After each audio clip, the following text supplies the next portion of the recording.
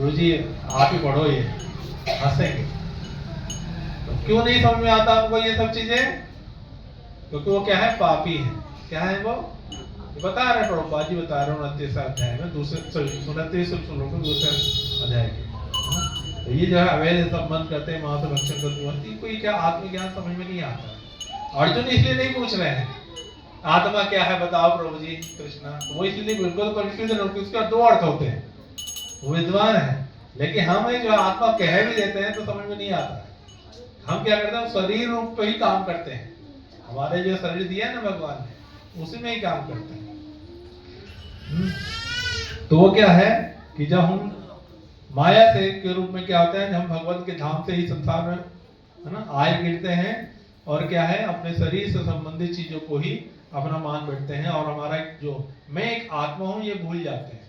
कैसे भूल जाते हैं? आवरण आत्मिका शक्ति भूल जाते हैं। भगवान की शक्ति है, हम भगवान से झगड़ा करके ही आए हैं, हमें नहीं रहना आपके साथ, है ना। आप करो तो रासलीला, हम करें तो करेक्टर ढीला, ऐसा नहीं।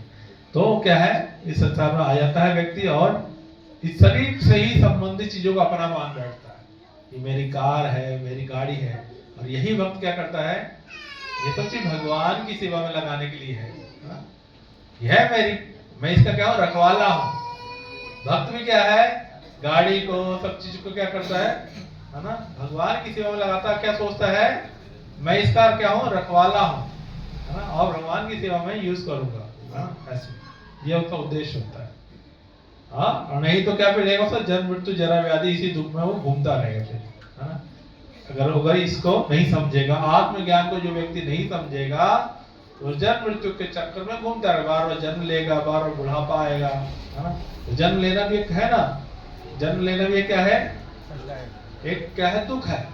माँ के पेट में 9 महीने दोबारा जाने चाहोगे आप, जहाँ पर नर्क जैसा लैट्रिन बाथरूम करके एक बंद कमरे में बिना लाइट के छोड़ दें आपको, रहो और रहो, अच्छा लगेगा? नहीं रहना ना, तो करो वैदिक साधना भक्ति अच्छे से, है ना। देखो प्रभु जी यहाँ पर करते हैं, है ना, मंगल आरती का प्रोग्राम करते हैं, आओ करो, ध्यान से जप करो, प्रार्थना करो, कृष्णा मुझे बचा लीजिए, है ना, मैं आपका दास हूँ, ऐसे प्रार्थना करनी चाहिए, है ना। मृत्यु आएगी, है ना, सब कुछ हर लेगी, जितना भी इकट्ठा कर लो कर लो।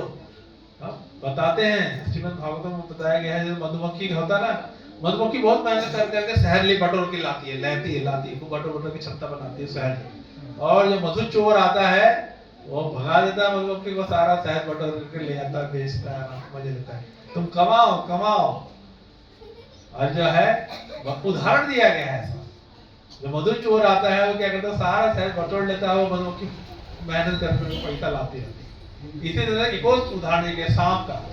तो चूहा बेचारा बिल बनाता रहता है, सोचता है घर में रहूंगा चूहा, अब बिल सांप आता है वो खा लेता है और वहीं रहता है। हम है ना, तो इसी तरह क्या है, हम बटोर बटोर के रखे रहते हैं, और मृत्यु के समय भगवान आते हैं, सब हर लेते हैं।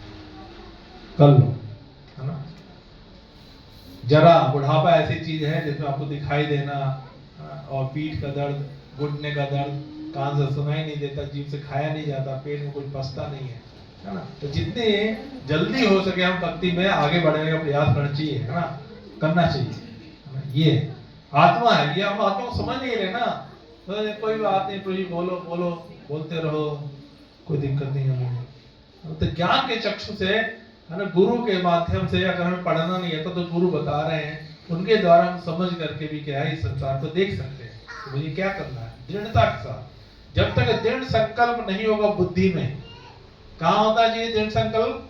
बुद्धि में। बुद्धि पढ़ेंगे या सुनेंगे तभी